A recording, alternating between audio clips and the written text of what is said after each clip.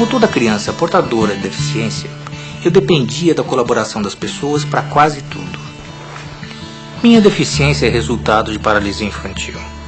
Na escola, meu ritmo era um pouco mais lento que o das outras crianças.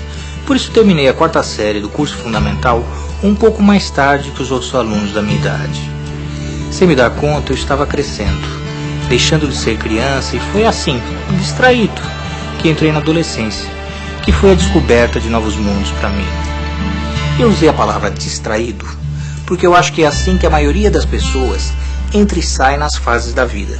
Não existe um sinal de alerta avisando que você não é mais criança, mas também você ainda não é adulto. Claro que tem uma hora que nossas fantasias deixam de ser infantis e se tornam menos inocentes. Talvez o sinal seja este. Deficientes ou não, na adolescência começamos a perder a inocência. A adolescência foi uma fase em que senti muita insegurança. Hoje sei que essa sensação faz parte da vida de todo adolescente. E um dos jeitos que todo adolescente tem para diminuir o desconforto dessa insegurança é se jogar em 1000 atividades físicas. Para mim, esse caminho estava fechado.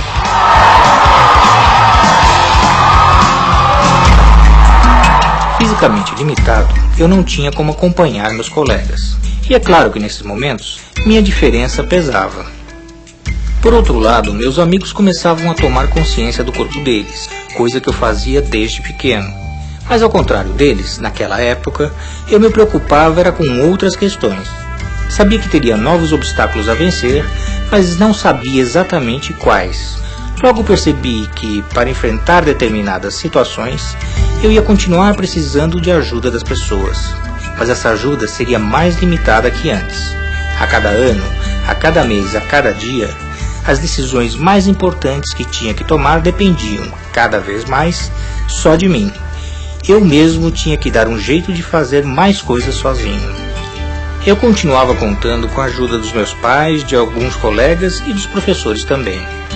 A novidade é que eu tinha vários professores, um para cada matéria, e eu tive que me adaptar a cada um deles e eles a mim. Alguns escreviam devagar na lousa, outros eram tão rápidos para escrever quanto para apagar. Estes eu não acompanhava porque, como era mais lento, às vezes não conseguia copiar tudo. Daí, o jeito era levar alguns cadernos de colegas para casa, ou, quando o professor era camarada, ele mesmo me emprestava suas anotações. As aulas de desenho eram as piores. Eu tinha muita dificuldade de usar o material.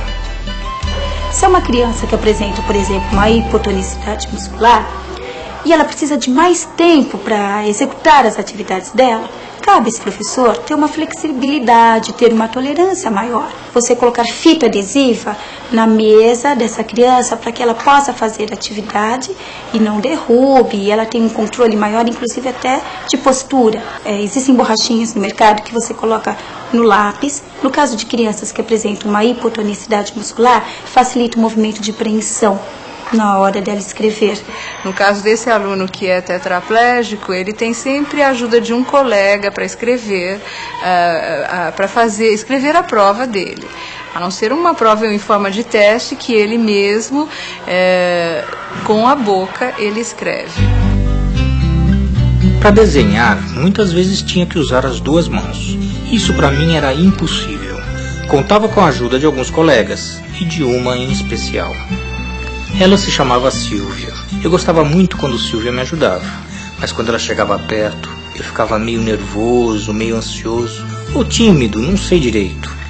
E eu ficava esperando o momento de sentir o toque dos dedos dela na minha mão ou no meu braço. E acredite, o corpo dela tinha um perfume que eu adorava sentir. Eu e meus colegas estávamos entrando na fase em que o corpo muda de uma hora para outra. Por exemplo, apareciam pelos em várias partes do corpo, espinhas e, às vezes, aquele riso metálico de aparelho nos dentes.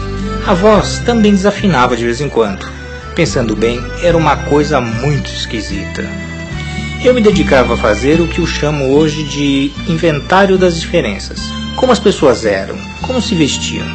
Estava dando maior importância para a aparência física, fato para o qual não dava a mínima antes. Isso não era nada fácil.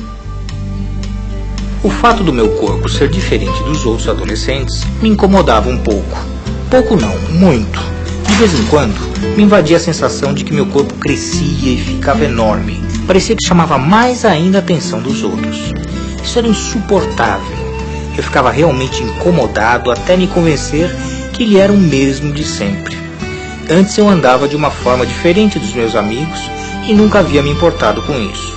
Agora, importava muito. Bom seria não chamar tanto atenção, mas não tinha jeito. Falar de adolescência é falar de um momento de crise. Uma crise que se assemelha àquela fase onde a gente era bebê, onde a gente buscava o acolhimento e a recepção do mundo que nos cerca. Na adolescência, há uma retomada dessa busca de ser aceito e recebido pelo meio. Só que há uma diferença. Na fase de bebê, ainda há a dependência. Na fase de adolescente, há a busca da liberdade.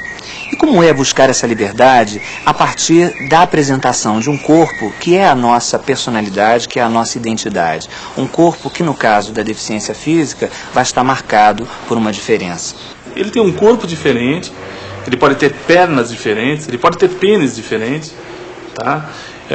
Se for uma mulher, ela pode, diferente da maioria das mulheres, não encontrar a sua sensualidade numa bunda. Por quê? Porque sua bunda está sempre escondida atrás de uma cadeira de rodas, né? E ela acaba tendo que construir a sua sensualidade em cima de um olhar, em cima de explorar mais os seios, os braços, a forma de falar, né? Com certeza, esse adolescente vai se perguntar: como é que eu posso me aproximar do outro? Como é que esse olhar vai me chegar? Será um olhar de acolhimento? Será um olhar de rejeição? É preciso colocar palavras sobre a experiência. É preciso que os pais e professores possam abrir o diálogo para que esse sofrimento, essa angústia possa ser dita, possa ser colocada em palavras. A partir do momento em que a família ela tem uma estrutura para receber esses conflitos, com certeza eles vão diminuindo, eles vão se reformulando e a tendência é esse adolescente poder se inserir socialmente, poder ser aceito. As meninas chamavam a atenção dos meninos muito mais do que antes. Eu ficava matutando. Será que as meninas iriam gostar de mim do jeito que sou? Será que eu ia conseguir arranjar uma namorada? Eu achava que elas teriam vergonha de sair com um cara como eu. Nós começamos a perceber que a Natasha estava passando da infância para a adolescência, basicamente porque ela começou a apresentar algumas mudanças de comportamento. Ela começou a ficar um pouco mais quieta, preferiu se isolar um pouco, começou a se tornar um pouco mais agressiva, né? E nós começamos então a ter que trabalhar um pouco a cabeça dela com relação a isso. Ela começava a se achar um patinho feio e nós começamos... Ela dizia sempre: eu sei que eu sou feia, mãe, eu sei que eu não sou bonita, a Mônica é mais bonita do que eu. Realmente ela não era nada vaidosa, ela era... Hoje ela é vaidosa, ela não sai sem botar um brinco, ela passa batom, né? Hoje ela é vaidosa, hoje ela se cuida melhor, quer sempre estar cortando o cabelo, adora quando ligam para ela, menino, né, por exemplo. Então a vaidade dela está em alta. Ela já queria estar mais junto com adolescentes, interesse por assim, já por namorado, pelos meninos. E dentro de casa ela tinha preferência mais a ficar dentro do quarto, ouvindo música. E numa atitude até de mais isolamento, às vezes dentro de casa, e telefonar para as amigas, né? Isso era muito importante para ela estar sempre ligando para as amigas. Nas épocas de provas ou que tem trabalhos, né, os coleguinhas vêm para cá, né? Vêm porque os trabalhos que ela faz, via de regra, são bons. Então o grupo dela é sempre mais forte. Olha, minha primeira providência foi assim, passá-la para uma escola onde esse convívio com outros adolescentes pudesse se realizar, né? E aí, a partir daí, assim, incentivar mesmo, estimular a participação em danceterias, acampamentos, também a prática de esportes, né? Porque era importante tanto para o desenvolvimento físico dela, como a parte emocional, como o convívio com outros atletas. Algumas vezes tentava falar com meus colegas sobre as garotas e sobre o que eu sentia. Percebi que havia várias diferenças entre o jeito deles falarem das garotas e o que eu sentia.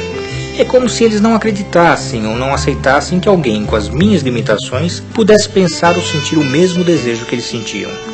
Era e sou deficiente, mas também era e sou homem. Até hoje eu vejo que tem gente que pensa como eles. O fato é que estava insatisfeito com o meu físico e isto me provocava preocupações e acanhamento. Então, a sexualidade ela vai ser uma construção, ela é uma construção de vida. Ela começa quando os pais sonham em ter um filho. Os pais sonham sempre em ter um filho normal. Quando os pais têm um filho deficiente, isso já é um choque, porque se esse choque não for superado, isso vai ser de alguma maneira passado para o filho. E ele vai crescer com uma dificuldade de autoaceitação, de autoimagem. Agora, se isso é superado e os pais o aceitam, ele vai ter na adolescência uma facilidade maior de aceitar a própria diferença. Todo adolescente busca se igualar ao adulto. Então, quando ele busca uma revista erótica, quando ele busca usar uma camisinha, mesmo que ele nunca tenha tido uma relação sexual, e mesmo que ele nem queira ainda ter, ele está buscando o modelo do adulto, né? O que acontece é que muitas vezes ele tem toda essa experiência teórica e no vínculo com outras pessoas, as pessoas o tratam como se ele fosse apenas um amigo, uma amiga, e não favorecem com que ele possa desenvolver a capacidade de paquera. Como quebrar o preconceito? Como quebrar essa primeira barreira? Por isso a gente volta a dizer da importância de se ter dança, incluindo portadores de deficiência e não portadores. Você ter jogos onde as pessoas se toquem também. A ideia de não conseguir uma namorada me atormentava. Será que eu ia precisar namorar uma menina deficiente como eu? Será que namorar com uma menina que não fosse deficiente seria muito complicado? Será que um dia eu poderia me casar? Ter filhos? Tudo isso rodava desordenadamente na minha cabeça e eu não sabia como resolver nem como parar de pensar nisso. Como eu disse, por mais que eu estivesse acostumado a contar com os outros para certos assuntos, cada vez mais eu ia ter que me virar sozinho. Um dia, uma coisa maravilhosa aconteceu. Um dia ela me deu um beijo diferente, um pouco mais demorado, um pouco mais sentido. Ninguém em volta percebeu, mas o chão sumiu e eu fiquei leve, cheio de esperança e vontade, e com um pouco de medo também. Só eu sei o que eu senti. A Silvia não foi minha primeira namorada. Mas depois dela vieram a Selma, a Renata, a Ana, mulheres que eu aprendi a conhecer e que aprenderam a me descobrir também. Mas foi genial.